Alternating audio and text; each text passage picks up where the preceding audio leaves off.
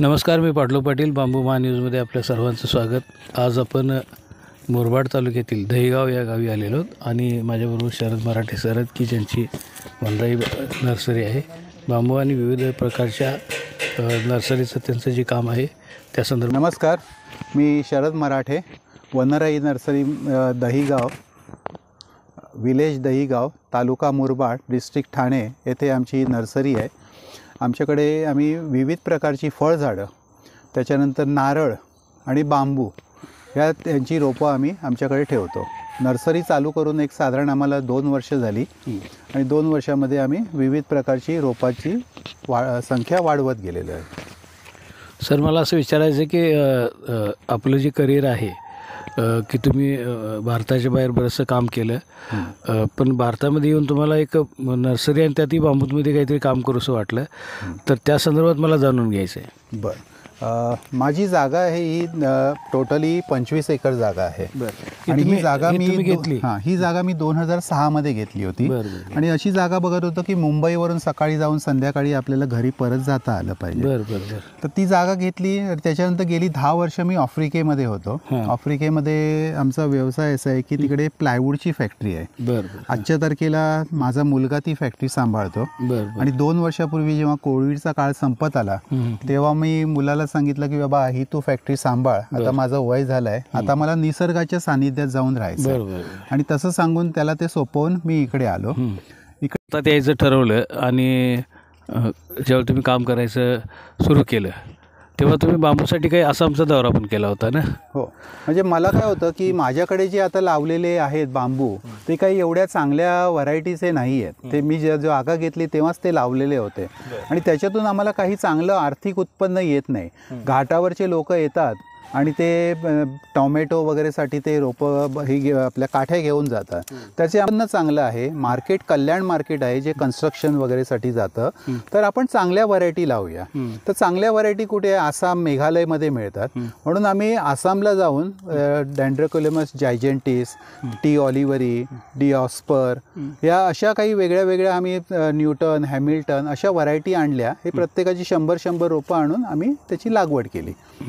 चांगली गोष्ट आहे. म्हणजे तुम्ही काही केवळ आपल्याचकडल्या प्रजातीवर लक्ष न ठेवता काही बाहेरून आणून सुद्धा त्याचा प्रयोग करून बघितला. आणि हे बांबू क्षेत्राच्या दृष्टीने अति महत्त्वाचं आहे की तुम्ही काही केवळ नर्सरी न चालवता त्यासाठी अभ्यास पण केला. चांगली गोष्ट आहे सर.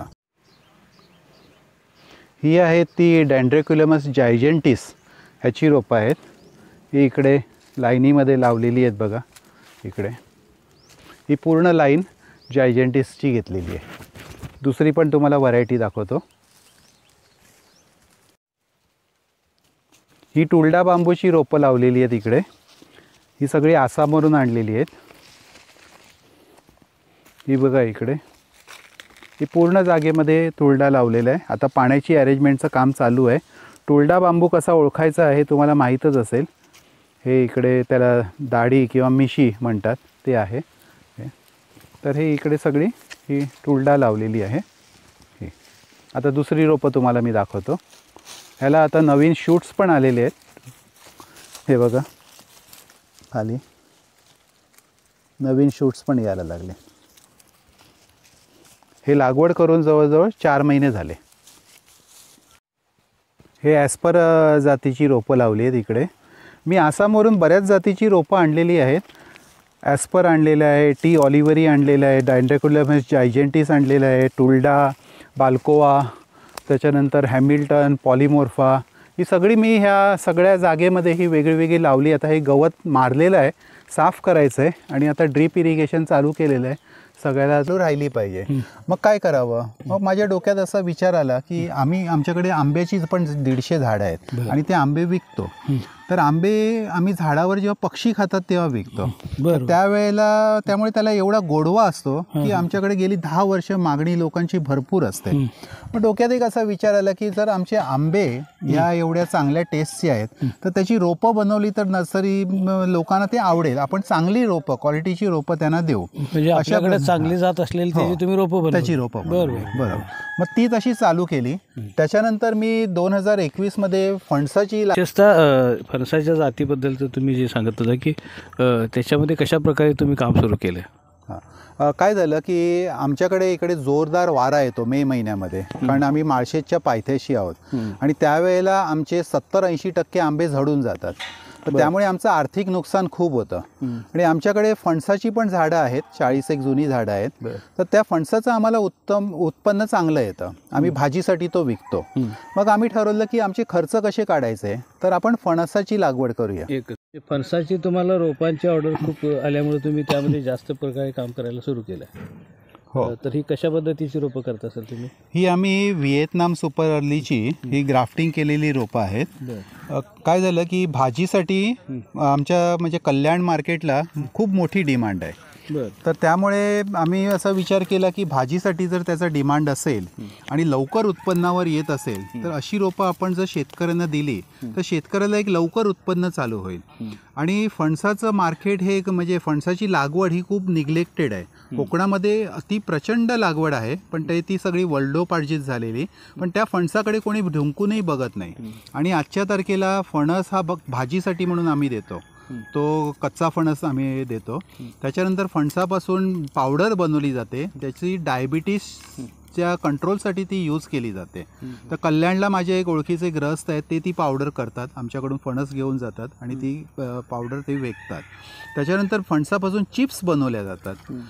परली ही जात मलाही माहीत नव्हती, पण एक लांजाला हरिश्चंद्र देसाई म्हणून आहेत, ते फणसावर काम करतात. तर त्यांच्याकडून मी ही सगळी रोपं आणली. आणि तेव्हा ती आणल्यानंतर आम्हाला त्यांनी सांगितलं होतं की ही जात आहे लवकर उत्पन्न देणारी आहे. आणि आम्हाला असं होतं की 2 वर्षामध्ये जर उत्पन्नावर आलं तर एक आपलं काम लवकर सुरू होतं, ग्राहकालाही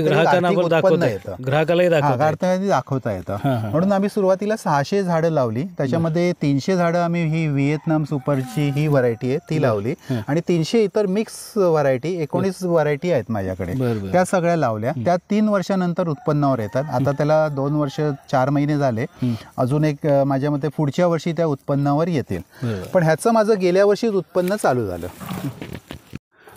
म्हणजे व्हिएतनाम सुपरचं लवकर येते असं तुमचं म्हणणं आहे? हो, व्हिएतनाम सुपरचं उत्पन्न 2 वर्षाच्या आत, लागवडीनंतर 2 वर्षाच्या आत येतं. तर मग ते माझी रोपं जी आहेत, म्हणजे त्याचा व्हिडिओ बनवला होता, ते सगळे व्हिडिओ व्हायरल झाले आणि त्यामुळे सगळे लोक मला सांगायला लागले की फणसाची रोपं पण पाहिजे, काळी मिरीची रोपं पाहिजे, आंब्याची पाहिजे. मग आम्ही ठरवलं चला जे लोकांना पाहिजे हवं असलेलं पण आपण चांगल्या वस्तू आणून द्याव्या, चांगली व्हरायटी आणून द्यावी, असं करून आम्ही त्याचं हे चालू करत गेलो.